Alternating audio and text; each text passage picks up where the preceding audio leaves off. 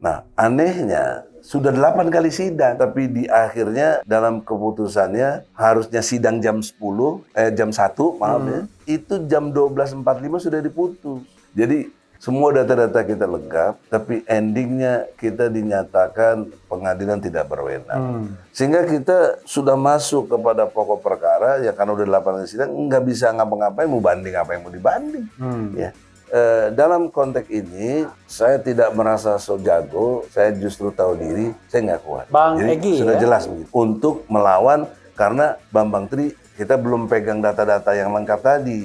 Masih sama dia. Contoh sebentar ya, Antum juga udah pernah lihat saya di ulasannya. Nggak akan ada yang berani jadi saksi. Iya. Nah, terus bagaimana saya mau ngatasi itu? Oke. Kan nggak bisa dengan saya merengek, tolong dong, nggak bisa lah. Iya. Ya sudah, saya cabut lagi karena belum masuk pokok perkara. Someday saya bisa gugat lagi.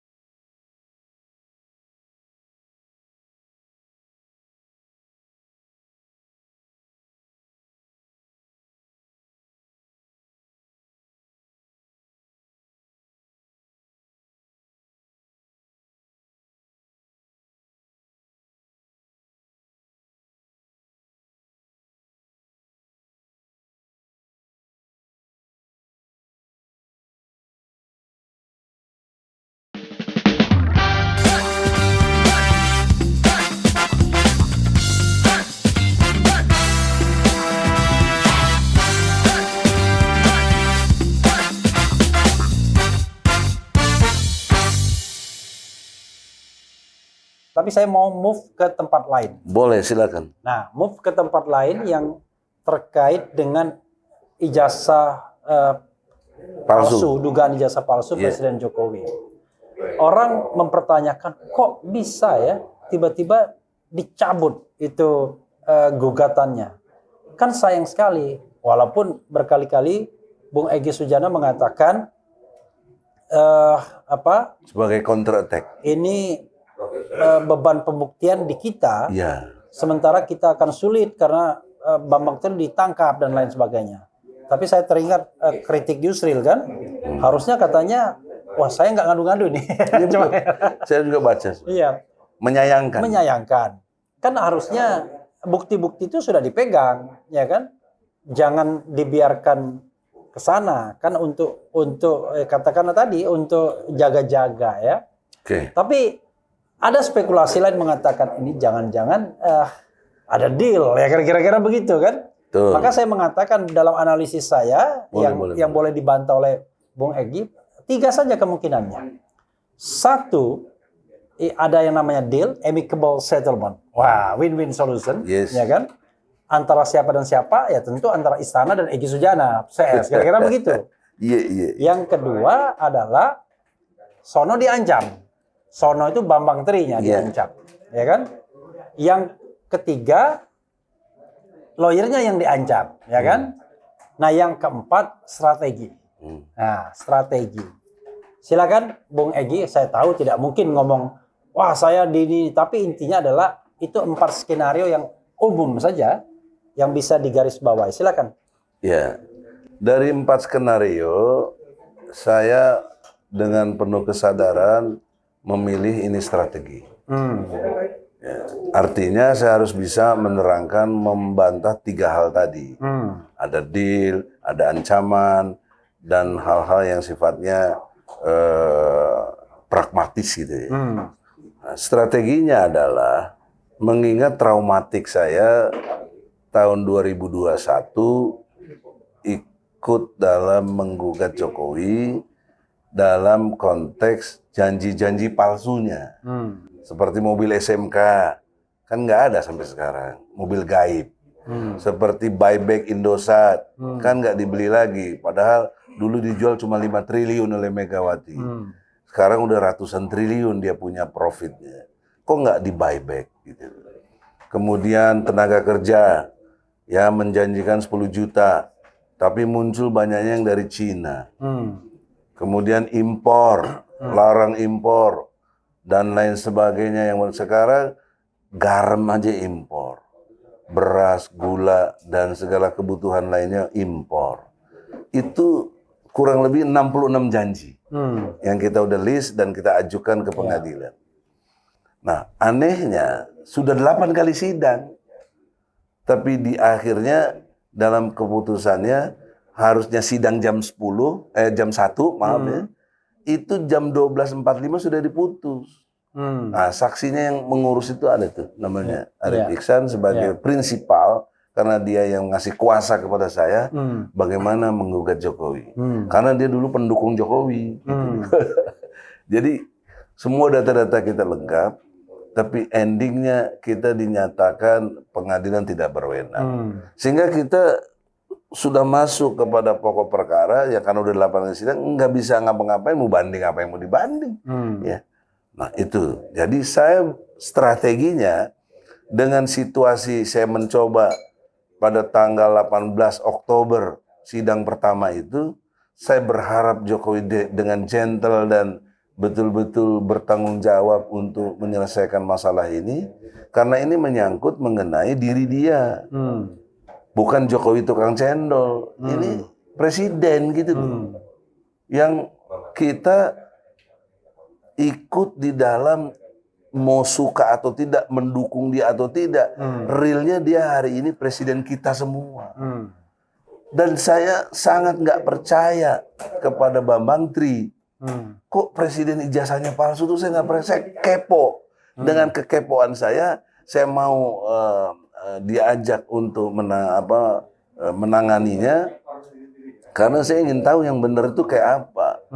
Nah, upaya-upaya maksimal ke arah itu, tadi dikatakan harus punya seperti Bang Yusril ya, dia senior saya juga, itu sudah punya bukti-bukti, enggak juga.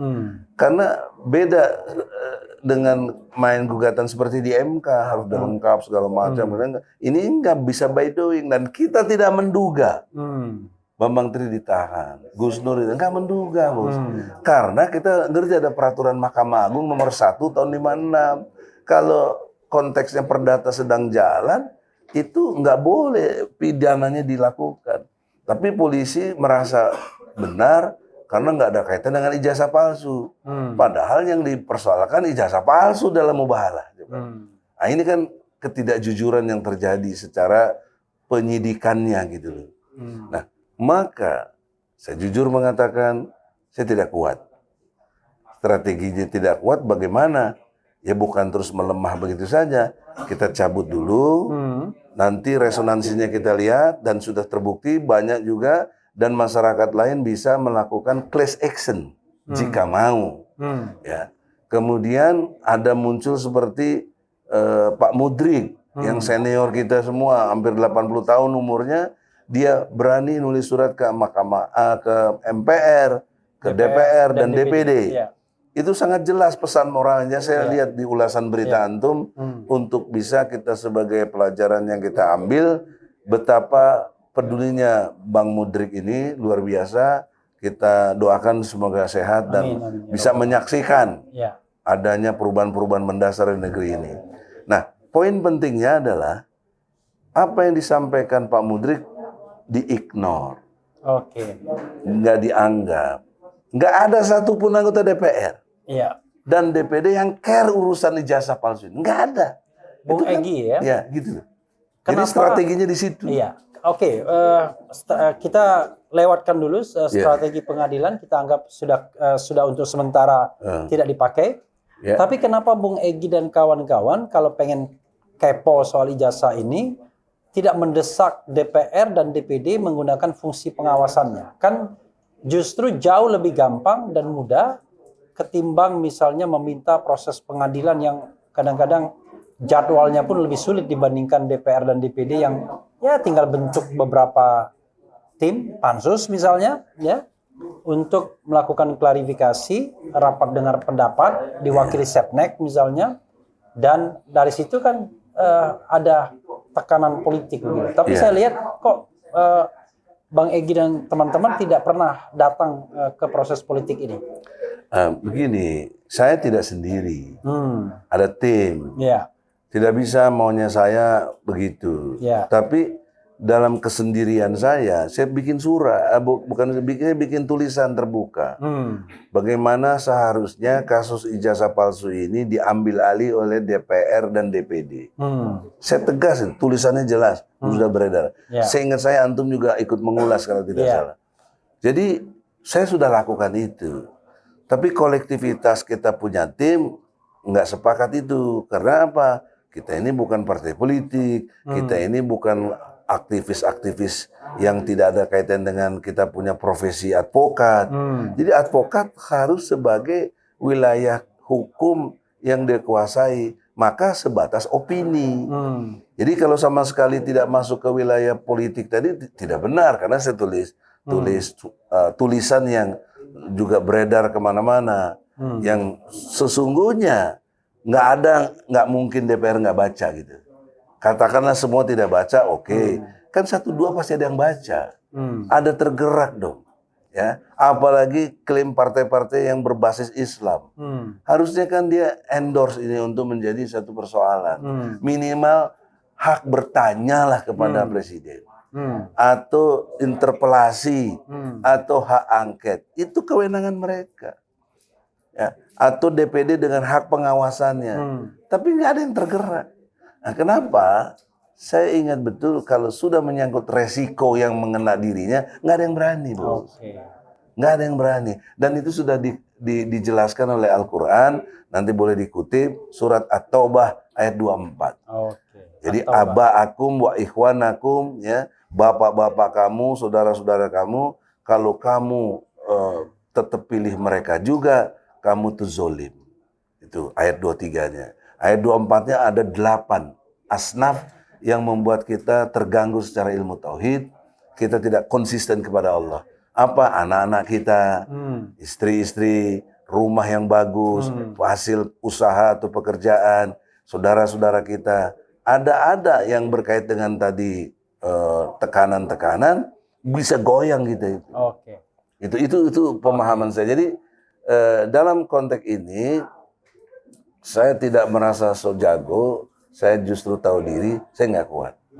Gitu. Bang Jadi, Egy sudah jelas begitu. Untuk melawan, karena Bambang Tri kita belum pegang data-data yang lengkap tadi. Ya, masih sama dia. Contoh sebentar ya, antum juga udah pernah lihat saya di ulasannya. Nggak akan ada yang berani jadi saksi. Nah, terus bagaimana saya mau ngatasi itu? Kan nggak bisa dengan saya merengek, tolong dong, nggak bisa lah. Ya sudah, saya cabut lagi, karena belum masuk pokok perkara, someday saya bisa gugat lagi.